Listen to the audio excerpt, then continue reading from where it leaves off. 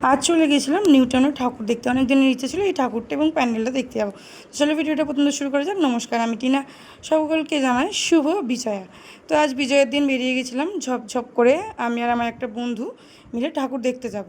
অনেক দিন ধরে ভাবছি ঠাকুরটা দেখতে যাব, যেহেতু কারোরই টাইম হচ্ছে না, তো বললাম যে আমাকে একটু নিয়ে যাবে। তো নিয়ে গেছিলো। দেখো, অনেক দিন দিয়ে ইচ্ছে ছিল এই প্যান্ডেলটা দেখার, মানে যবে থাকতে পুজো চালু হয়েছিল আর কি। মানে এতটা সুন্দর বানিয়েছিল, আমি খালি ফোনেই দেখেছি, ভাবলাম যাবো তো যাবো।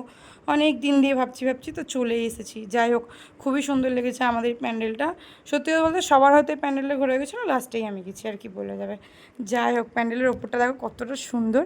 এই লাইটিংটা আমার খুব পছন্দ হচ্ছে। তার মধ্যে আকাশটা খালি একবার দেখো, জাস্ট মানে কি বলবো, ওয়াও তো ওয়াও, আর কিছু বলারই নেই।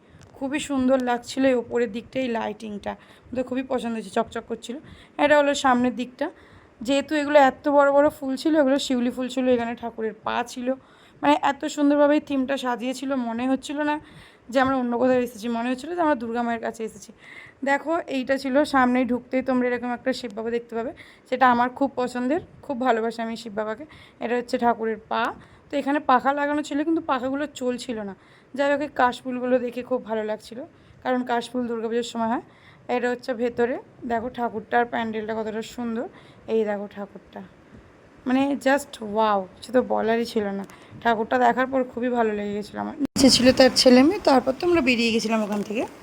বেরিয়ে যাওয়ার পথে দেখি গাছের লাইটিংগুলো খুবই সুন্দর করেছে। এখানে দেখে তাও মনে হচ্ছিলো যে এটা দুর্গাপুজো। যেহেতু দুর্গাপুজো এসেছে আর আজকে দশমী, পুজো শেষ, কী আর বলা যাবে। এই দেখো বিশ্ববাংলা গেট, লাইটিংটা খুবই সুন্দর করেছে, যেহেতু পুজো বলে কতটা সুন্দর লাগছিল। আমি তো আজকে প্রায় ঘুরেছি হেলমেট ছাড়াই আমি কত জায়গায় ঘুরে চলে এসেছি, কী আর বলা যাবে। যাই হোক, খুবই সুন্দরভাবে লাইটিং করেছে দুর্গাপুজোর সময়।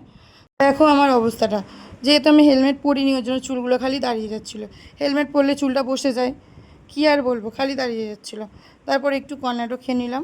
কর্নাডো খেয়ে নিয়ে বেরিয়ে গেলাম বাড়ি যাওয়ার পথে। দেখো ব্রিজের উপরে লাইটিংটা কতটা সুন্দর লাগছে। তো ভিডিওটা এই পর্যন্ত কেমন লাগলো জানিও। টাটা।